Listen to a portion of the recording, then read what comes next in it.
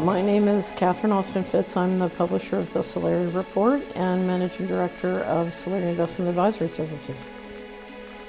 And what do you think is happening economically as a result of all this? So what is happening, I just published a huge study called The State of Our Currencies. And what I describe is the fact that for many decades the dollar has been the reserve currency. And the system is what I would describe as long in the tooth.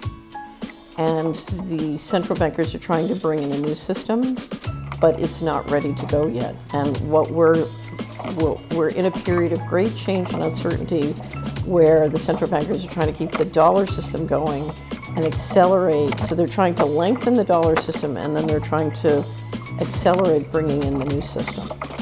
And they have to bring in the new system without anybody quite realizing exactly what it is. So we've had a global reserve currency system, the dollar, and it needs to evolve and change, and it's long in the tooth. There's lots of unhappiness with the system, and the central bankers are trying to bring a new system. And to do it, they're trying to extend the old and accelerate the new. And it makes it a very chaotic thing, since much of the new is being tested and tried and prototyped, and it involves many different industries. So I describe the new system as the end of currencies. So we're not bringing in a new currency, we're essentially bringing in a new transaction system that will be all digital and essentially end currencies as we know them. So what they're trying to do involves essentially all the money on the planet. So it's big, it's complicated, it's messy, and the challenge they have is how do you market a system that if people understood it, nobody would want it. And of course, the way you do that is with a healthcare crisis.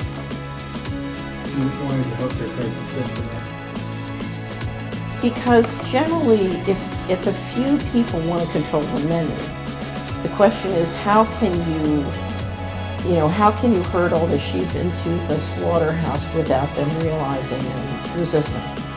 So the perfect thing is invisible enemies. So we had the war on terrorism, with invisible terrorists, and then now a virus is perfect because it's invisible. You can't prove that it doesn't exist because it's invisible. So invisible enemies are always the preferred one, particularly if they scare people. If you can use fear and introduce significant fear, then people will need government to protect them from the invisible enemy. Then the second tactic, which is very effective, is divide and conquer. And so in the meantime, if you can use the media plays a very important role. If you can turn men and women against each other and black and white against each other. And one of the reasons you import a lot of immigrants into Europe is turn the general population against the immigrants, and then you need government to be in the middle. And so these are all, whether it's divide and tactic or invisible enemies, these are all ways to institute fear and get people to go along with things.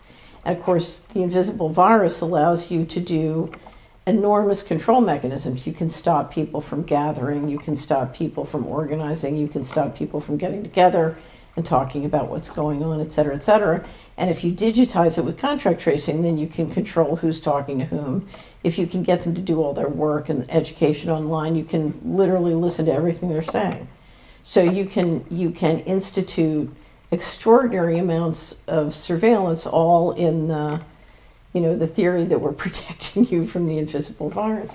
It's very clever, and as you can see, it's working with many people, not everybody, but many people. So to me, a lot, and I don't want to underestimate the ability of the leadership to introduce pathogens that will kill people, and I don't want to suggest that people aren't getting sick, but essentially what you're trying to do is you're trying to get people to buy into a solution before they see where it's ultimately going to go. Because you're talking about a transaction system that is no longer a currency, it's a control system. So it's like a credit at the company store. If every central bank comes out with a digital central bank currency, they have the ability to turn your money on and off. So if you don't behave, that's it. And of course, as we know, they want to combine this with transhumanism, which means literally, I take injections that can institute the equivalent of an operating system in my body And so I'm hooked up to the financial system literally, physically. To step back to the beginning a little bit, to little 101. Sure. Is, what is the actual effect of the lockdown measures? So what you're doing is you're trying to, I used to call the Patriot Act the Concentration and Control of Cash Flow Act. And this is a very similar process. You're trying to dramatically centralize economic and political control. So let me give you an example. We have 100 small businesses on Main Street in a community. You declare